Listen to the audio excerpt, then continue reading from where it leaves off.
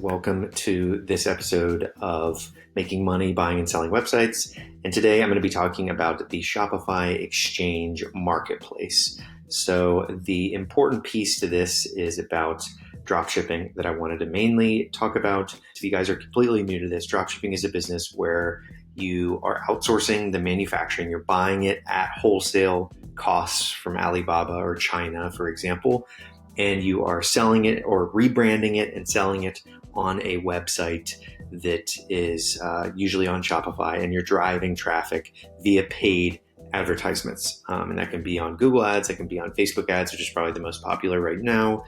But an issue that people will run into when they're selling on something like Shopify Exchange Marketplace is you are running into the single source of revenue, single source of traffic is coming from a paid channel. And when that changes hands, the pixel changes, the data changes, Facebook ads change, the rates change, everything changes. So it's important to keep that into account when you're going into that business. So there are a couple of things that you can do to avoid this type of thing from happening, where if you're dealing with a brand that is much more secure, when you're purchasing a brand that has a dropshipping like wholesale relationship, but you can deal with the manufacturer directly and brand your logo, brand your image on the product. That helps a lot with long-term buyers, because effectively what you're doing is you're bringing people in on a funnel, and you're reselling and upselling them on different products after you get their email in hand. So I have bought and sold websites on here, multiple websites on Shopify Exchange. They were physical products that were on the e-commerce platform, and they were branded. So they had their own branding. They were doing good revenue-wise. They were consistent. They weren't 100% reliant on Facebook ads. They had a blog that I was driving traffic through, YouTube and whatnot. So you want to make sure that you're looking out for where traffic is coming from if you're buying a drop shipping business. I recommend newcomers do not buy a drop shipping business, because if you aren't familiar with Facebook ads or advertising paid ads, then you are going to need someone to do that. And that is a dangerous thing to do when you're purchasing a company for, let's say $50,000 or $25,000, and then you have to spend another $10,000, $15,000, $20,000 on advertising to get it back to where it was. Because the way Facebook's working is it's accumulating data and training the pixel so that it can really optimize for the spend that you're doing. And with that said, I'm not an expert in Facebook ads, so dropshipping is definitely not a business that I go after. I want to show you an example of a bad company that you would definitely not want to get involved in if you did not know Facebook advertising. And this is definitely a prime example. It's called Big Red Gadgets and Accessories. This is a dropshipping business. It uses Oberlo, as you can see in the tag here. Average sessions are 24,000 per month, and the average revenue is $27,000, but the profit is $4,000.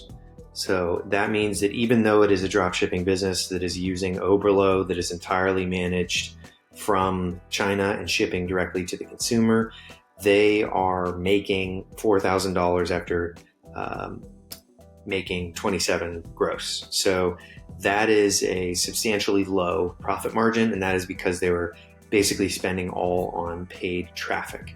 And I want to go down and show you some of these statistics around this store, because not to bash on this store specifically, but mainly just to show you guys what to look out for. As you can see, when you scroll down here, it says Shopify has valued the website at $230,000, and there's $250,000 worth of data for Facebook's ad account.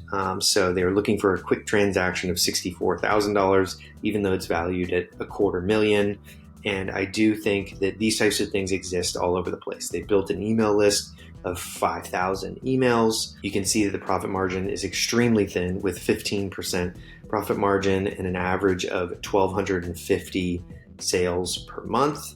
And with an email list of over 5,000, it's a bit confusing how that's been around for 2 years, because at $1,200 per month, that would mean that they've only been collecting emails for roughly 4 months, 5 months maybe. So a little bit of confusion there, and I always like to show these types of things so that people know what to look out for when they are pursuing their diligence process, and when they see something like a 15% profit margin off of a dropshipping store, they can tell that something's not adding up. Last bit here, you will see the expenses, and this is where it gets a little fuzzy, where we talk about $3,500 per month on Facebook ads, because there is no way that Shopify verifies the amount that's being spent on Facebook ads. So this number is substantially lower than what it actually is, because if they're only making $4,000 in profit and they are claiming $27,000 in gross, that means that the difference between the two is either going to some sort of big salary or it's going towards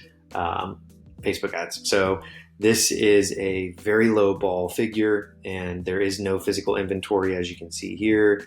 And they're offering their mailing list of 5,000 that doesn't add up with the amount of sales that they're getting every month over the past couple of months. And you can even scroll up here, see the total traffic. In order to get that level of traffic from Facebook ads, they are definitely not spending only $3,500. And you can see that the revenue is just over $500,000. So they are spending a substantial amount on Facebook ads every month. Getting $59,000 in gross revenue off of $3,500 in Facebook ads would make you probably the best Facebook advertising person the world has ever seen. So there are people out there that can do it, don't get me wrong, but I do think that even though they're verifying traffic, they're verifying revenue on Shopify's website, they do not verify the Facebook ad spend. And that is where the majority of the risk is coming from in a dropshipping business, because it's 100% reliant on the amount you're paying into the advertising. So that is why I look out for these types of things. I do not pursue dropshipping businesses. And like I said before, it is because it is 100% siloed, reliant on one channel. I need channels, multiple different channels coming in, organic traffic, direct, referral. I need all these different channels to mitigate. If one goes off tomorrow, if somebody changes their algorithm, you are at least not left out to dry. So that is it for my overview of the Shopify Exchange Marketplace, and also why you should not buy a dropshipping store. You should start one, try it out, do it on your own. Start one definitely, but when you buy one, it's the same thing as effectively starting one. The only difference is you have a lot of data that you have to digest, and you have to really dig into it and be an expert at advertising to get that started. So beginners beware, beginners start your own, test it out, learn from the mistakes, and definitely do it on your own. And I will see you guys on the next episode. If you're new here, don't forget to subscribe.